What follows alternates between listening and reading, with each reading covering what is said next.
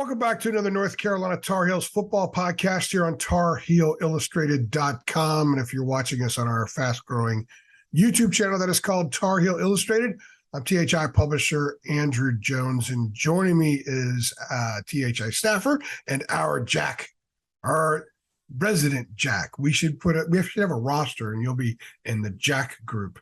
That's Jack of all trades. Just like Dina. You're a budding Jack of all trades, but you truly are a Jack this month. You've done so many different things. You are Brandon Peay. He's Brandon Peay. You guys know who he is by now. He and I are doing a 9-part series previewing North Carolina's different position groups. And here we are for part 4 to focus on the offensive line. Lots of changes on the line. Some interesting storylines of guys that have been around a while to see if they can break through, to guys that just showed up to see if they can break through. Real quickly before we dive into this, Brandon, just want to remind everybody, for $8.33 a month, you can be a Carolina Tar Heel Insider rock star too. Just $8.33, you have access to everything that we do. These podcasts are just a small thing that we do. Mm-hmm. The free content that you see on the front page or tweeted out, that's just a small part of what we do. So much of what we do is premium content in the recruiting for football, recruiting for basketball, inside stuff on the Tar Heels football and basketball. And that's where people ask us questions all along. We never shy away from it. My wife will say sometimes, how did you work a 14-hour day and only write 4 articles? Only, by the way. I'll say, well, I spent 6 hours on the board because I have a lot of questions. There's a lot of great dialogue. You guys can access that for just $8.33 a month. And then you can be a Tar Heel Insider too. Brandon, you and I are offensive linemen. We love that. We love offensive line. We love the grind of it. I'm a cage mask guy. I'm a neck roll guy. I'm one of those hand pad guys, even though I guess they don't really use hand pads that much. I guess hand pads maybe, but not arm pads nowadays. I love the whole thing about the offensive line. I love the run blocking. I love the pass blocking. I love dudes pulling down the line of scrimmage, whether it's a sweep. Do they run sweeps anymore? Or it's a screen, or whether it's a guard pulling in a counter play or something like that. And he's got the right guard pulls, he's got to block through the 3-hole. I love stuff like that. I can consume that all day long, as can you.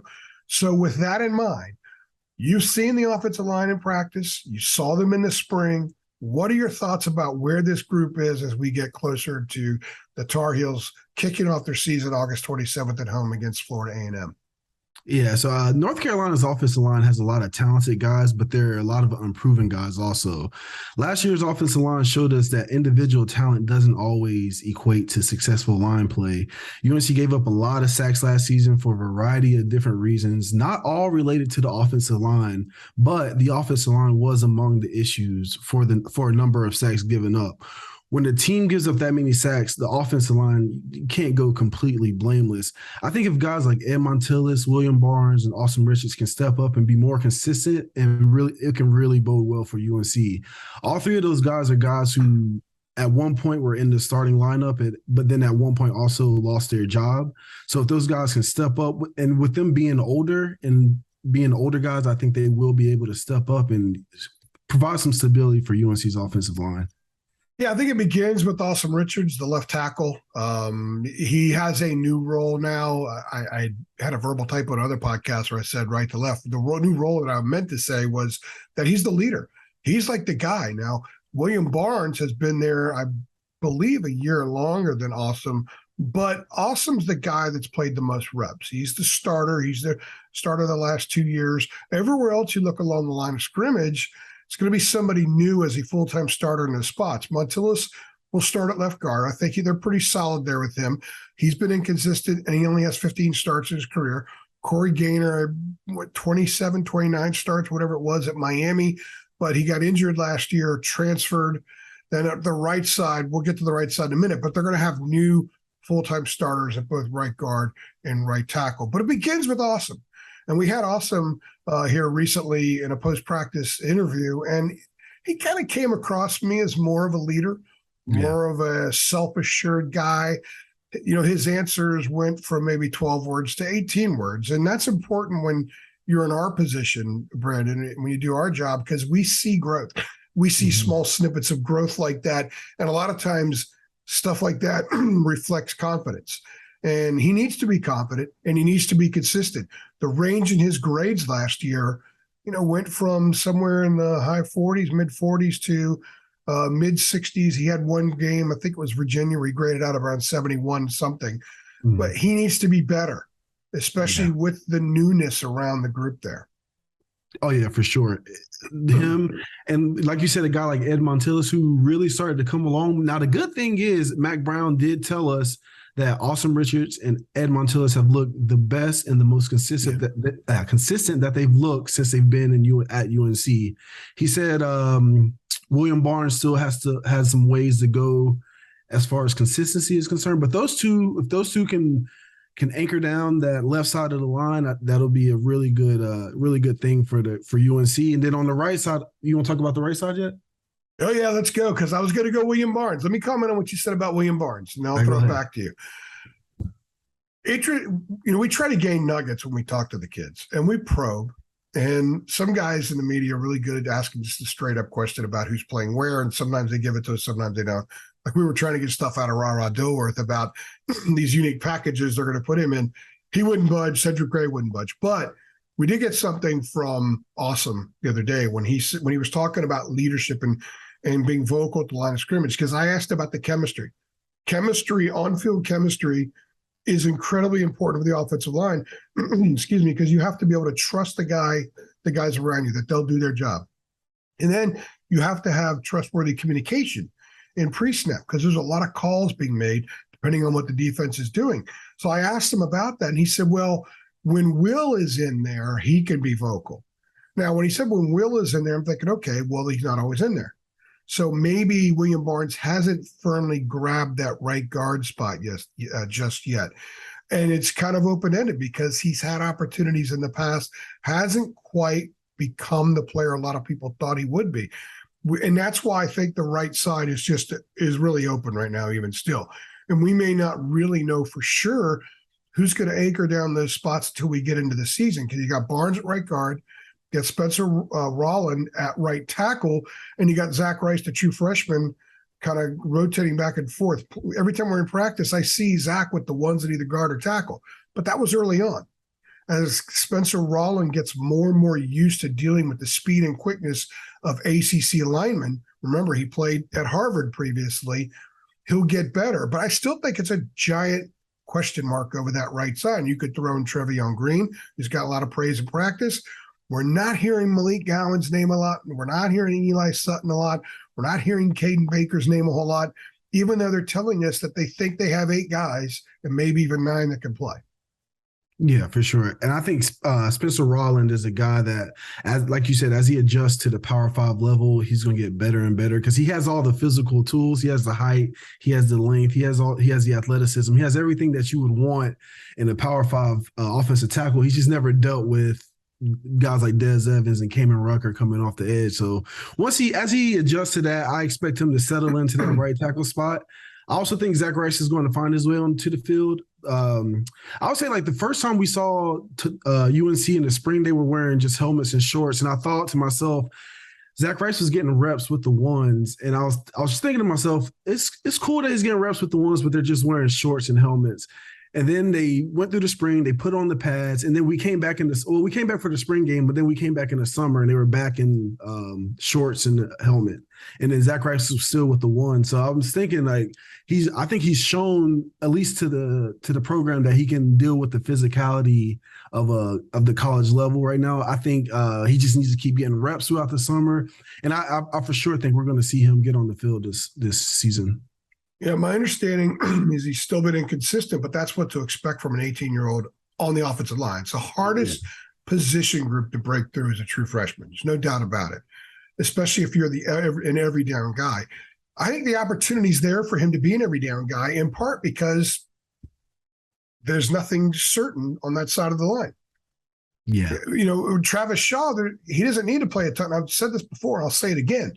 They don't need Travis to play 50 snaps because they've got a bunch of other dudes there. Yeah. So he has the opportunity to grow in his own space, in his own time. Zach, they need Zach. They might need him to be really good. They might need him to be a 70 snap guy. We don't really know. We're not going to know until they start playing games, obviously, but opportunities on that side of the ball. It's not nearly as solid as the other side of the line of scrimmage. But the other side of the line of scrimmage matters here too. Yeah. It matters because when who was it? I asked Awesome or somebody about Spencer, and he said, the more he goes up against this defense, and Miles Murphy said, I asked him about going directly head to head with Spencer. So, well, he's still dealing with the quickness and the speed, all that kind of stuff. He said, but the more he goes up against us, meaning that a very impressive defensive front, which includes 8 4-star guys and 1 5-star guy. The more he goes against them on a regular basis in practice, the better he is. So they've still got a little bit more time before the opener. Then he has some games to kind of break himself in. I'm as interested in seeing what kind of player he is when Notre Dame rolls into town as I am Zach Rice. Yeah. I used to teach English to little kids over in South Korea, and I would deal with some students as young as 3 years old. And when those young students would come in, it would be amazing because they would go from literally not speaking any English, and then like a couple of weeks, they're speaking sentences. They would just learn so fast because everything was so new to them. And I think Spencer Rollin and Zach Rice are going to have similar trajectories when they get onto this level of football. I think they're going to have some growing pains, but I think they're going to learn really fast. And like you said, by the time Notre Dame and they get on down the line in the ACC play, I think those two specifically are going to be much better, much different players than they are today. So the main 6, and then we could throw in Brian Anderson, who is clearly the backup center. And you want to talk about a guy with a great attitude? Yeah. And at some point, when I see him after practice, I want to ask, I think that he's got coach written all over him. Yeah, I can see he's got the personality for it. He clearly has made himself, until the injury, made himself an honorable mention all ACC center when a lot of people didn't think that he would ever get on the field when he got to North Carolina. But he's in that room. So you want to talk about good attitudes. He's in that room as well. So if he is one of the 8, somebody else would be the 8th. I don't know who that's going to be. Jonathan Adorno had a good camp last year. He's had a pretty solid camp now. I like Caden Baker. Caden Baker was a high school basketball player. His dad was a big-time lineman for Bobby Bowden at Florida State. I think that there's more in the 7, 8, 9, 10, 11 spots here than we realize, but it might not fully be ready yet. None of those guys might be ready for 70 snaps a game. But I do want to see them early. I wouldn't mind seeing this team in games where maybe the scores are such they can get those guys in the field. So we, as people who cover the team, could get more intel by watching them work. I would love to see Diego Pounds on the field. I would love to see McGowan out there. I would love to see Eli Sutton out there. I would love to see Caden Baker for extended reps out there because I want to know what they have behind the guys whose names we're always hearing about. Yeah, I think depth is so important to this team. And a lot of those guys are really good athletes. Like, you remember when Diego Pounds signed, they had the video of him jumping out of the pool. And, Eli Sutton played basketball and Caden Baker played basketball. So those guys are athletes. It's just they have to get used to the physicality of this level. And I'd imagine as time goes on, they're also going to get better. And like as they get older, that's the key. They just got to get older, right? They just got to get older, more experience. They have all the tools. They wouldn't be at UNC if they didn't have the tools. They have all the tools to be successful. They just have to get older, like the guy like Awesome Richards and William Barnes and those guys. I feel like once they're in that position, I think we'll hear their name a lot more. It just takes a long time for these offensive linemen to become known. Well, it takes a while to develop into players. The other thing too, Brandon, is there's always attrition. Attrition is a reality on the offensive line. Yeah, you see that every year. So we may get a chance to find out what a couple of these guys are made of anyway because of attrition. You have to have the next man up mentality. And I think it's a little easier in other position groups. It just takes longer for offensive linemen. By and large, it just takes longer. So I think if I'm a Carolina fan, I would be a little concerned about the offensive line. I think the potential is there that, if these boxes are checked, if William Barnes becomes something close to the guy people thought he would be, if Spencer Rollin develops at a very quick rate that you would think a Harvard dude would, they might be okay. If Zach Rice is a generational type offensive lineman and he steps in like James Hurst did when he was a true freshman at Carolina and is a rock star out of the gate, then they're fine. Can Ed Montilus be consistent as the every down left guard? Is Awesome Richards going to be the leader by performance as well as voice? And Corey Gaynor, Corey Gaynor was kind of up and down a little bit at times at Miami. Does he become more consistent? Does he make himself an NFL prospect this year? And then who's behind them? How do they fill in? So there's a lot of question marks with this offensive line. I think the potential is there, but you look at other offensive position groups that there are question marks: wide receiver, running back, and even quarterback. Because until those guys play, we don't really know what they are. Yeah. I think the answers are absolute in those other groups. I'm not sure at what point in the season the answers are absolute along the offensive line. Yeah, for sure. Let me ask you this. Could you see UNC moving Zach Rice to maybe right guard just to get the 5 best linemen out there? Well, that's what I'm saying. I think Zach's been cross-training, but he's an athlete, and they pull a lot.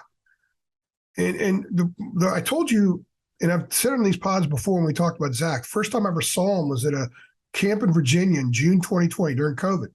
Back that day, Jacob and I were up there. We talked to Zach Rice, Tyshawn Chapman, Tony Grimes, George Pettaway. The only 4 interviews we did, the only 4 ISO videos Jacob shot, all 4 of them ended up at Carolina.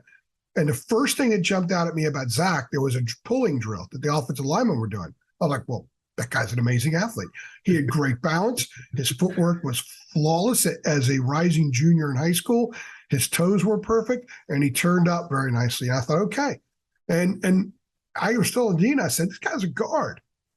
He's not a tackle, but he's a tackle because he's so broad and he can handle that. And if you can get yourself a guy who could eventually be a multi-million-dollar left tackle, then you obviously play him at left tackle. But I think he could be a guard on this team. If William Barnes can't corral that spot, wouldn't surprise me to see Zach over there at guard an awful lot. And it will help him down the road because at the NFL, you need to be, unless you have a rock star in a certain position, you got to be able to play multiple positions because they don't have a lot of linemen that are up. If someone gets hurt, they got to bring in a guy that can play all the different spots. So, and that will help Zach moving forward. But yeah, he could play right guard. He could play right tackle. No doubt about it. Another thing that I think will really help this team is the addition of Larry Bicknell. Whenever we talk to the players in the press conferences, one thing whenever they speak about him, one thing they always mention is how he is always focused on. He's hyper focused on technique. Every offensive lineman that we've spoken to, they always speak about how he's always on the technique, and I think that's very important, specifically for this group because there's a lot of games. I'm thinking specifically about the Georgia Tech game last year where the offensive line just got really lazy with their technique, but there's much more.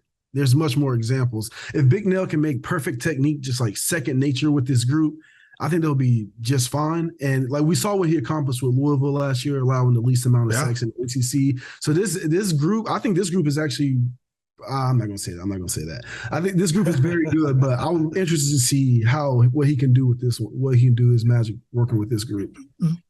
We didn't get a chance to see anything in the spring until basketball is over. So I get home from New Orleans at 8:30 one night. At 8 o'clock the next morning, I'm over at the Coleman practice complex watching football. I remember. First group I went over to was Jack Bicknell and the offensive line. I wanted to see what they were doing. They were physical off the snap. They were getting into it on pass blocking, of course, and run blocking. And all the kids on the offensive line said, yeah, we're more physical. Emphasis on physicality. I think too often at times last year, they were almost, I don't want to say passive on the snap. That wouldn't be the right word, but they weren't the aggressor enough. And you could be the aggressor in pass blocking. Mm-hmm. Obviously, there are certain rules. You can't just like blow a guy out and you have to stay back and actually pass block, but you could be aggressive at the snap, be in the box, and everything is fine. And that's what we're seeing from him. That's what I saw in practice. I asked you guys about it. They talked a lot about it. They could still talk about it this month, and they say that that's helped them a lot. I'm also kind of curious if they run more called plays, how that will help the line as well. When you're in the RPO mode and you're running tons of RPOs, sometimes it looked like the offensive line was playing on its heels and too often and wasn't as strong as they needed to be. If you're on your heels, you're not as strong as you are if you're more balanced. I wonder if called plays will help the offensive line as well, because especially with a group that's still coming together, especially if you have a true freshman out there, that'll be interesting as well. But I think the Jack Bicknell factor is certainly one. And that Georgia Tech game last year was a mess. Everything was grotesque about Carolina's offense in that game throughout the game. And then in the second half, the defense was a mind-boggling mess. That was a pathetic performance. It definitely they know it was. It pops up. But the offense, I think Sam got sacked 8 times. 6 of them were 7 or 8. Yeah. 6 of them were absolutely the fall of the offensive line that night. I was pitiful. Right. But I agree. But look, they have parts. They have a lot of parts. And if you have a lot of parts, you only need a handful of those guys to be pretty damn good, right? Yeah. As long as they stay healthy. So I think that's kind of where they are this year. I just think there's a giant question mark hanging over. I'm not going to say they're going to be this, they're going to be that. It's a wait and see for me. I think some other groups we're pretty certain about, even ones that have question marks now, like we have an idea of what they're going to morph into. I'm not 100% sure with this group. Yeah, no, me too. I agree. All right. He's Brandon, a.k.a. Jack. I'm AJ. Thanks for stopping by. Thank you for joining us.